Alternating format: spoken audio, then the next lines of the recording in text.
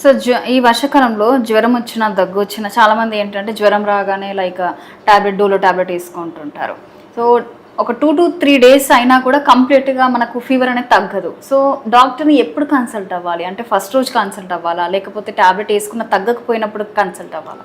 మీకు ఫీవర్ వచ్చిందంటే Dolo you can take Dolo to some extent. మీరు మరీ ఓవర్ డోస్ కూడా చేయకూడదు. మళ్ళీ డోలో వేసుకున్న తర్వాత కూడా 3 డేస్ తర్వాత 3 days 2 to 3 days you can wait with Dolo. తగ్గట్లేదంటే then you have to consult a specialist.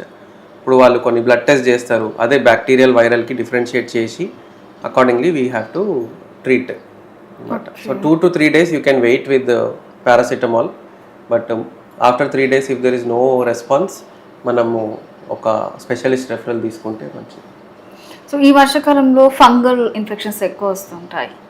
So అంటే వాళ్ళు ఎలాంటి జాగ్రత్తలు తీసుకోవాలి? వాళ్ళకి ఎలాంటి ట్రీట్మెంట్ ఉంటుంది ఫంగల్ డిసీజెస్కి? సో ఫంగల్ డిజీజెస్ చాలా wide spectrum madam. So it can be simple fungal colonization ఉండొచ్చు, సింపుల్ ఫంగల్ ఇన్ఫెక్షన్ ఉండొచ్చు. కానీ ఫంగస్ని మనం ఒకటి కేర్ఫుల్ ఉండాలి, దట్ ఇమ్యూనో కాంప్రమైజ్ పేషెంట్స్లో like diabetes or cancer patients, elderly age group వాళ్ళకి ఈ ఫంగస్ బ్లడ్ స్ట్రీమ్లో కూడా వెళ్ళొచ్చు. బ్లడ్ స్ట్రీమ్లో ఫంగస్ వెళ్తే that can become serious, fatal ఉండొచ్చు. సో అందుకే we have to be careful.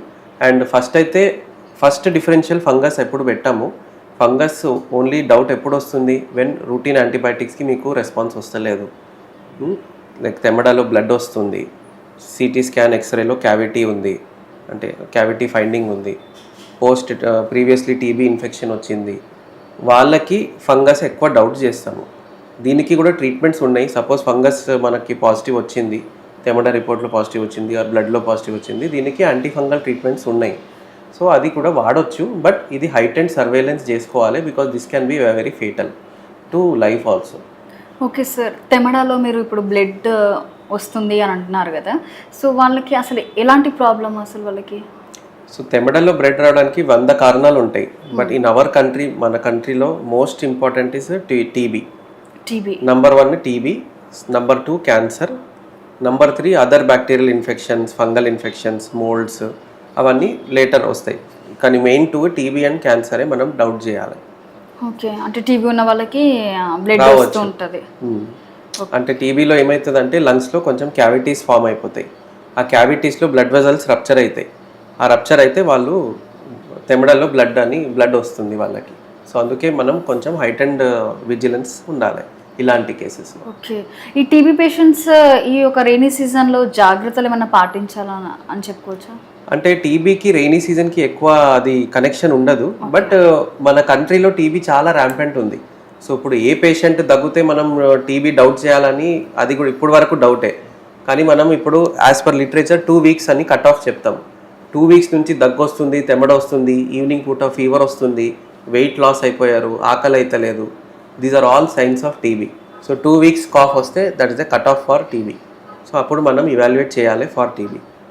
Okay, అంటే బయట వర్షం వచ్చినప్పుడు ఎక్కడికైనా వెళ్ళినప్పుడు తడిసి వస్తుంటాం ఇంటికి, దానివల్ల మనకేమన్నా బ్రీతింగ్ ప్రాబ్లమ్స్ అలాంటివి ఏమన్నా వచ్చే అవకాశం? సో ఇప్పుడు మీకు family history of allergy, asthma ఉందనుకోండి, మీరు ఇన్హెరెంట్గా ఎలర్జీకి ఉంటారు కొంతమంది, దోస్ కెన్ మేనిఫెస్ట్. మీరు చలికాలం ఆర్ వర్షాకాలంలో ఇలాంటి ఎక్స్పోజర్ అయితే అప్పుడు మేనిఫెస్ట్ అవుతుంది. సో వాళ్ళకి ఎక్కువ ఇన్ఫెక్షన్స్ రావడము, ఇంకా దగ్గు రావడము, ఆయాసం రావడము, అలాంటివి we can expect. Okay, so అంటే ఆస్తమా పేషెంట్స్కి ఎందుకు రెయినీ సీజన్లో ఎక్కువ ప్రాబ్లమ్స్ వస్తూ ఉంటాయి? సో యాజ్ మనం డిస్కస్ చేసాము, రెయినీ సీజన్లో వైరల్ ట్రాన్స్మిషన్, పోలన్స్, ఇవన్నీ అట్మాస్ఫియర్లో చాలా ఉంటాయి, అంటే they are spread out in the atmosphere. So అప్పుడు ఈ ఆస్తమా ఉన్న పేషెంట్స్కి వాళ్ళ ఎయిర్వేస్లో కొంచెం హైపర్ సెన్సిటివ్ ఉంటారు. సో వీళ్ళకి when pollen or viral transmission when they expose అవుతారో వాళ్ళకి ఇది ఎగ్జాసర్బేట్ అయిపోతుంది ఆస్తమా. సో అందుకే వీళ్ళకి రెగ్యులర్గా ఇన్హేలర్స్ కంటిన్యూస్ వాడమని చెప్తాము. అండ్ స్పెసిఫికలీ ఆస్తమా పేషెంట్స్ వర్షాకాలం ముందు మనం ఇన్ఫ్లుయెన్జా వ్యాక్సిన్ తీసుకోమని చెప్తాము. ఈ ఫ్లూ వ్యాక్సిన్ ఏం చేస్తుంది, ఈ వైరల్ ట్రాన్స్మిషన్ని ఏమంటారు సివియరిటీ ఆఫ్ ఇన్ఫెక్షన్ తగ్గిపోతుంది. సో ఒకవేళ వీళ్ళకి వైరల్ ఇన్ఫెక్షన్ వచ్చినా కూడా అదంతా సీరియస్కి పోదు if they are vaccinated. Okay, అంటే వాళ్ళు వెంటనే వాళ్ళకి ఏదన్నా ప్రాబ్లం వస్తే వెంటనే డాక్టర్ని కన్సల్ట్ అవ్వాల్సిందే? డెఫినెట్లీ. ఇప్పుడు ఆస్తమా ఉన్న పేషెంట్స్కి డెఫినెట్లీ వీళ్ళు కొంచెం హైట్ అండ్ విజిలెన్స్ ఉండాలి మనకు. సో ఫస్ట్ ఎనీ ఇన్ఫెక్షన్ ఇట్లా వచ్చింది అనుకోండి, then they have to visit the doctor. Antibiotic start చేయాలా, యాంటీవైరల్ స్టార్ట్ చేయాలా, what test needs to be done, and asthma కంట్రోల్లో ఉందా లేదా, ఇన్హేలర్ టెక్నిక్ కరెక్ట్ ఉందా లేదా, అవన్నీ మనం చెక్ చేసుకోవాలి. అంటే ఒకవేళ ఎక్కువగా ఉండడం వల్ల వాళ్ళకి ఎలాంటి ట్రీట్మెంట్ ఉంటుంది? సో ఒకవేళ ఆస్తమాకి కొంచెం ఎగ్జాసర్బేట్ అయింది అనుకోండి, సో వాళ్ళకి నెబులైజర్స్ కూడా ఉంటాయి, ఓరల్ స్టీరాయిడ్స్ కూడా ఇస్తారు. That depends, patient to patient vary అవుతుంది. యాంటీబయాటిక్స్ అయితే ఇట్ ఈస్ డిబేటబుల్ వెదర్ ఇవ్వాలా వద్దా, దట్ ఈస్ డిబేటబుల్. బట్ ఈ నెబులైజేషన్స్ అండ్ ఓరల్ స్టీరాయిడ్స్ అయితే ఇస్తాము ఒకవేళ ఎగ్జాసర్బేట్ అయితే. ఓకే, అంటే ఈ ఆస్తమా పేషెంట్స్ ఉన్న పర్సన్ ఒకవేళ ఇంట్లో ఉంటే అది ఏమన్నా వేరే వాళ్ళకి కూడా ట్రాన్స్ఫర్ అయ్యే ఛాన్స్ ఉందా? లేదు లేదు లేదు, asthma is not a transmissible disease. కానీ ఆస్తమా పేషెంట్స్కి ఇన్ఫెక్షన్ వచ్చింది అనుకోండి, అది ట్రాన్స్మిట్ కావచ్చు. ఇన్ఫెక్షన్ వస్తే ట్రాన్స్మిట్ చేయొచ్చు వాళ్ళు, బికాస్ వాళ్ళు దగ్గుతూ ఉంటారు.